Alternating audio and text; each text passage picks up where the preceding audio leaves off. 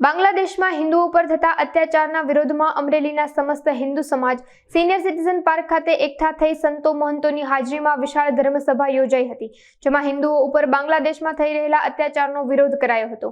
ત્યારબાદ senior citizen પાર્કથી Amreli collector કચેરી સુધી મૌન રેલી કાઢવામાં આવી હતી। આ મૌન રેલીમાં શહેરમાંથી તમામ હિન્દુ સંગઠનો અને સંતો મહંતો ઉપસ્થિત રહ્યા હતા।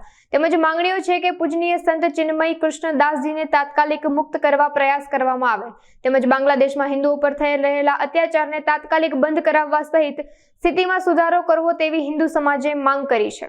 જય શ્રી રામ।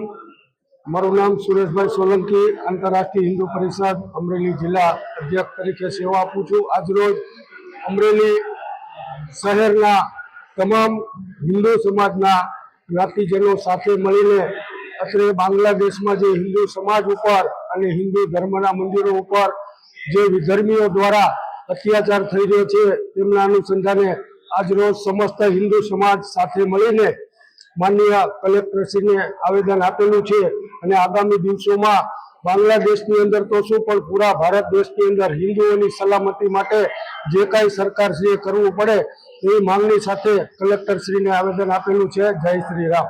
અમરેલી સમસ્ત હિન્દુ સમાજ દ્વારા બાંગ્લાદેશમાં જે હિન્દુઓ પર અત્યાચાર થઈ રહ્યા છે, હિન્દુઓના મંદિરો અને એની મિલકતો ઉપર જે ખાસ ગુજારાઈ રહ્યું છે એની સામે અને ખાસ કરીને બાંગ્લાદેશના ઇસ્કોનના મહંતને જે જેલમાં પૂરી દીધા છે એને ધ્યાનમાં રાખીને અમારી અલગ અલગ 5 માંગણી સાથે આજે કલેક્ટરશ્રીને આવેદનપત્ર આપ્યું છે।